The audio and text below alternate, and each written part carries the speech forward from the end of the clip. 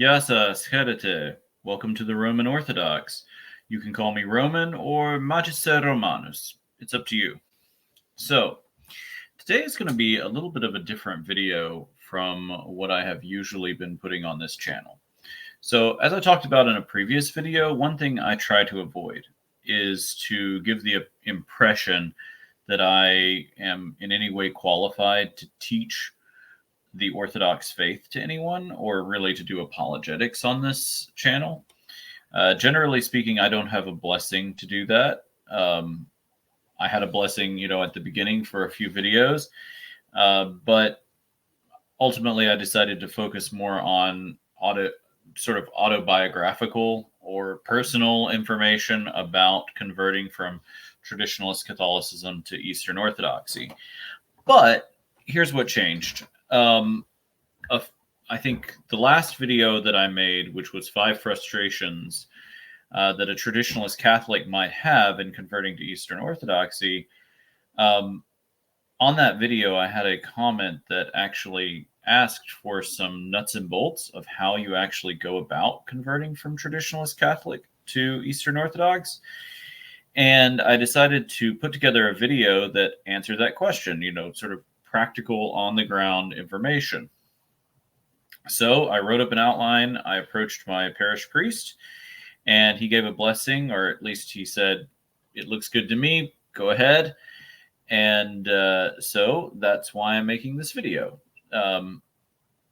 Basically, just to provide a little bit of on-the-ground practical information about how you convert from Traditionalist Catholic to Eastern Orthodox.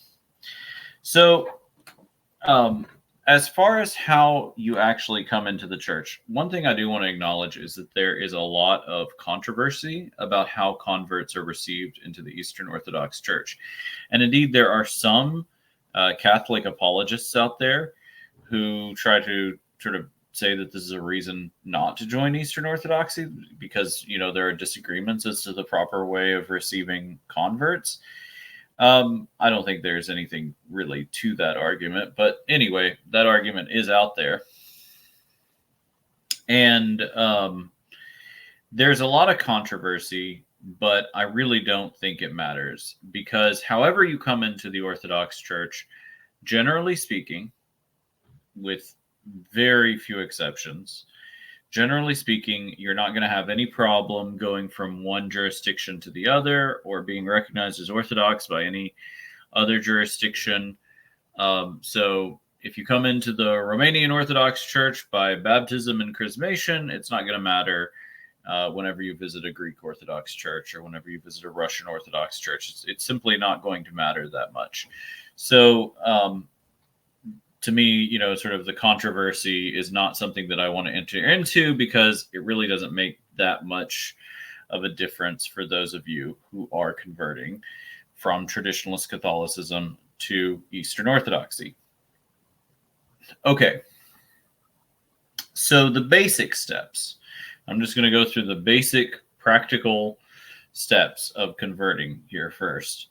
First, you're an inquirer, which means that you're talking with a priest, you're attending divine services such as divine liturgy, and basically you're just trying to find out whether or not Orthodoxy is for you. That's what we call being an inquirer.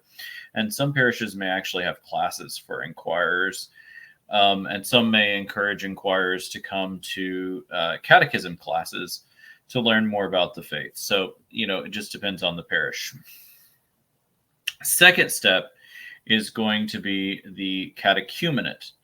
So this is where you actually make the decision that you are going to join the Orthodox Church. And if you do this, then you are enrolled as a catechumen and you receive a special blessing as a catechumen.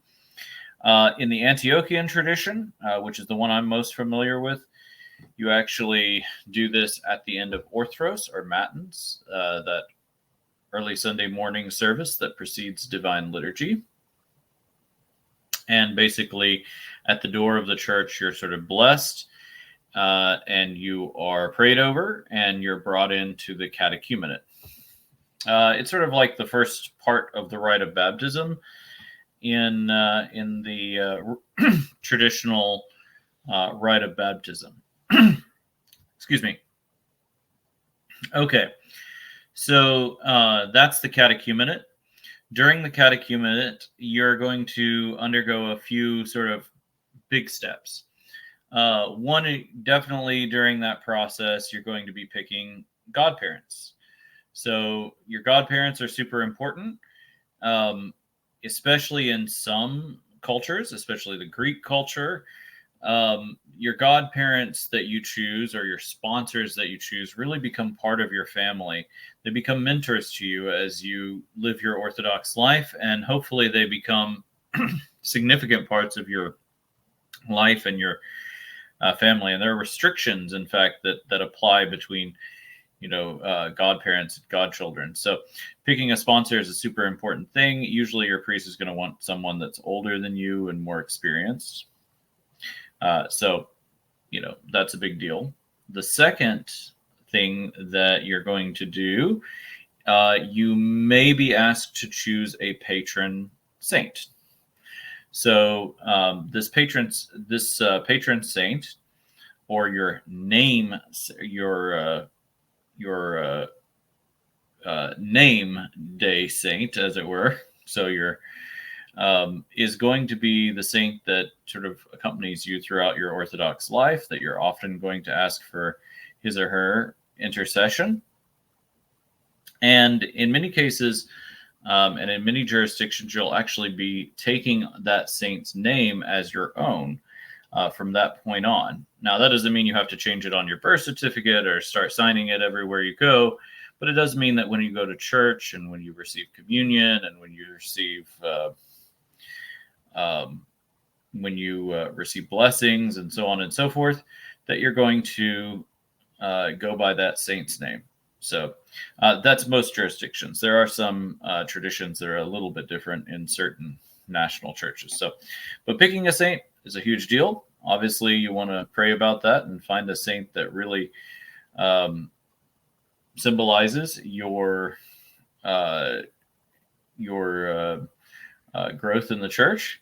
So, for me, I chose Vladimir the Great, or Vladimir the Enlightener, or the equal to the apostles, because to me he represented this great shift that was happening in my life. Okay, so the other big one is making a life confession. All right, so during the catechumenate, at some point, you're going to make a life confession of all of your sins, whatever they may be, from the beginning of your life all the way up until the present. So when you make that life confession, a lot of people are really daunted about that. I do think that maybe in traditionalist Catholicism, there is a little more experience with making general confessions than perhaps in other practices of Catholicism. But oftentimes, people haven't made a general confession for a very long time. This is kind of the same concept. I will say that in Orthodoxy, they generally don't ask you to say the number of times that you've committed a sin. Obviously, you would want to say if it was a habitual sin or not, or if it was something that you did in a particularly grievous way. So, it is still a general confession. For me, the easiest way was to go in with a big list of sins and sort of go through the list and see, okay, which ones did I do and which ones did I not do? So it can help to find an examination of conscience for that purpose. Okay, so after the catechumenate, your next step is to actually be received into the church. And that's going to happen in a few different ways. It could be by chrismation, and that's if your jurisdiction determines that that your original baptism was something that could be blessed by the church. And different jurisdictions kind of have different standards on that, but the sort of most common denominator is water and the Holy Trinity. But talk with your priest or your bishop about that, and what the standards are in your particular jurisdiction. So you'll be received by baptism and chrismation or by just chrismation. Okay. And after that, of course, comes continuing formation. So continuing to grow as an Orthodox Christian in the church. Some parishes may actually offer classes for those who have been newly brought into the church, or as we say, newly enlightened or illumined. So they may actually continue offering classes for new believers. One of the most common traditions is to attend divine liturgy for at least the next 3 weeks with your godparents, and you'll receive Holy Communion while holding your baptismal or chrismation candle that you use during that ceremony. So that's the basic steps. Now, here are the wrinkles that can happen for traditionalist Catholics.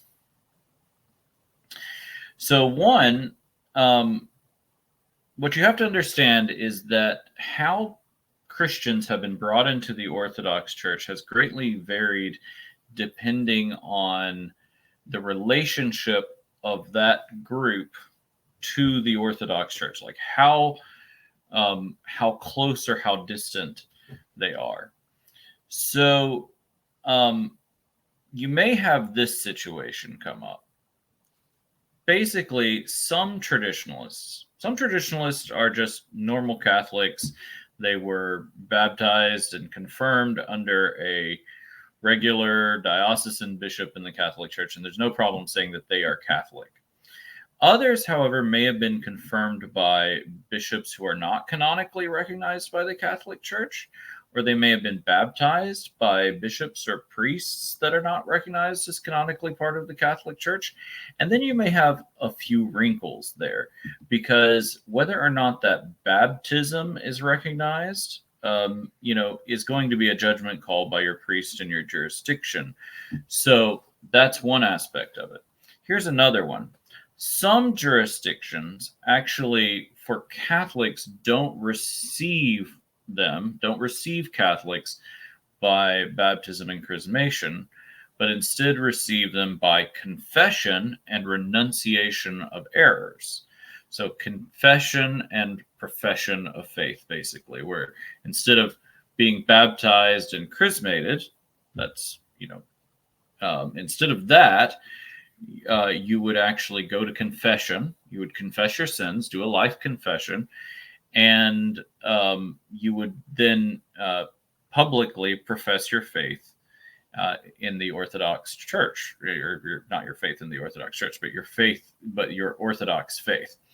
So you would make that public profession. Now, this is probably only available, I'm just guessing here, this is probably only available to people who are actually determined to be Catholic. If you come from, say, a Sede Vacantis group, or perhaps the SSPX, it might be that your bishop or your priest, first of all, be sure to tell your bishop or priest that, and they're going to want to know. They're going to, probably have to consult with the bishop to determine if you can be received as a Catholic or received as just a non-Orthodox Christian. So it kind of depends as far as that goes. So for those that are received by confession and renunciation of errors, those jurisdictions, and the one that I'm familiar with is the Ukrainian Orthodox Church USA receives Catholics this way, or at least that was initially the process that I was going to take before I moved to a different city and ended up coming in through the Antiochian Church, where I was received by chrismation. So at least in that jurisdiction, I was never actually enrolled as a catechumen, because the catechumenate is there for sacramental preparation. So I was actually never part of the catechumenate. So I never, received that blessing until I started attending an Antiochian Orthodox Church. And then they went ahead and enrolled me and received me through the normal process that the Antiochian Church follows. So obviously, however, confession and renunciation, it would have been a bit of a trickier thing to determine if that was how it was going to be received. If indeed I had been originally sedevacantists or under the SSPX or something like that. Now, I don't know that that's the case. I don't know that Orthodox churches would make that distinction. But, I think that's probably a distinction that your priest or bishop is going to want to know about to determine if that indeed is the way that you're going to go. So just to summarize, you're either going to be received by baptism or by baptism and chrismation, or in a few jurisdictions, you might be received by confession and renunciation. So that's pretty much the process in a nutshell. Obviously, I'd be interested if you all have any questions. I'd be happy to talk about, anything in more detail that I can from my personal experience. I will put the outline of this video that I received a blessing for in this in the description to this video, so that you can kind of see what it is that is officially approved by a priest. Obviously, I added a little bit of editorializing and sort of all of that in there. So, take that with a grain of salt. That is by no means authoritative in any way. So, like I said, let me know if you have any questions. Let me know if you have any questions about the particular ceremonies. Like I said, I can just share with you my experience, and I'm happy to do that. Coming up next on this video, I'll be talking about, or not on this video, but on this channel, I will be talking about 5 more frustrations that a traditionalist Catholic might have when converting to Eastern Orthodoxy. All right. Well, hope you all have a good night. Kalispera.